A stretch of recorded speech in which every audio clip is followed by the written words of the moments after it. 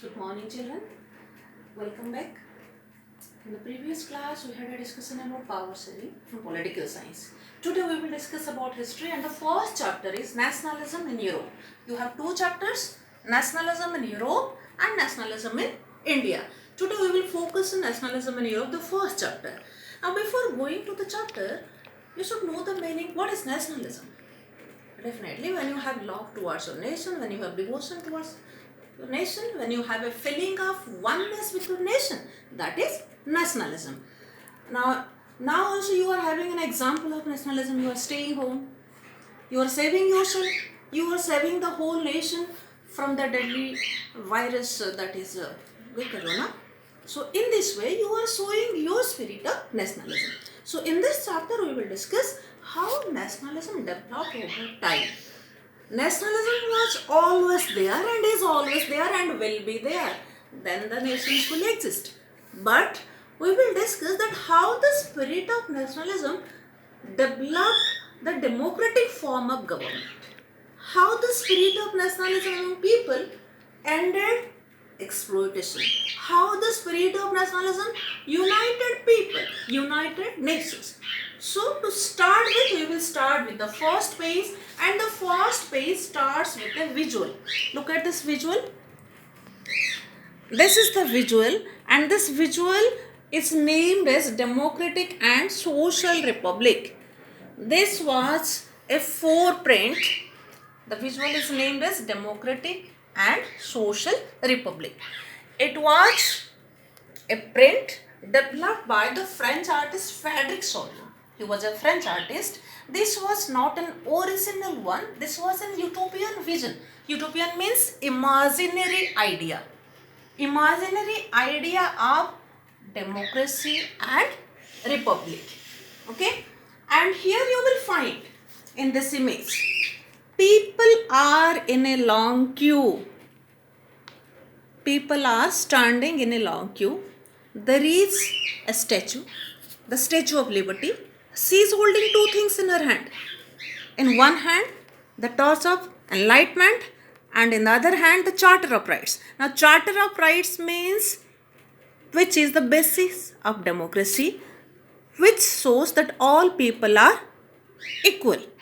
And the torch of enlightenment, it will enlighten people, it will end the monarchical form of government, exploitation of people.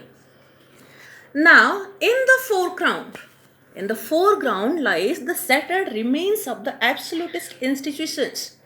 Absolutist means those rulers who were not having any concern for the people. Their decision was final.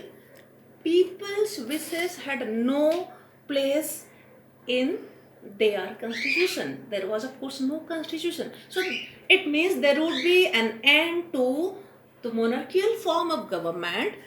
So that is how here it is shown that there would be an end to the absolutist institutions. Now on the top you see the holy figures.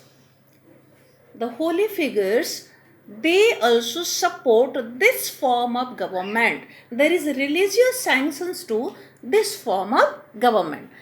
So this is how these people are known. They are known from their, how do we know that these people belong to which country?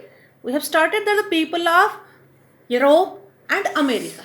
So how we will know that to which European country these people belong?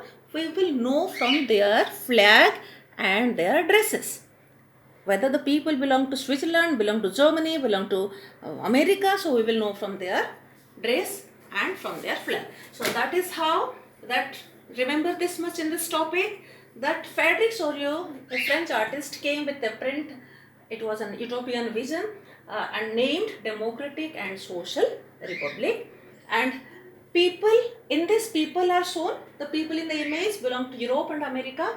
They are in long line, and there is a Statue of Liberty. The Statue of Liberty bears the torch of enlightenment, and there is a Charter of Rights he is holding in another hand. And in the foreground, the shattered remains of absolutist institutions are there. The shattered remains of absolutist institutions are there. People are known from their flags and costumes. So this was the first topic of nationalism in Europe. We have started with a visual, how through visuals the idea of nationalism was developed when there was no concept of nationalism. People were not knowing that how they would be free or what would be the way that there would be an end to exploitation. So during that period, artists presented through their prints, through their visuals, the concept of democracy and republic. Thank you.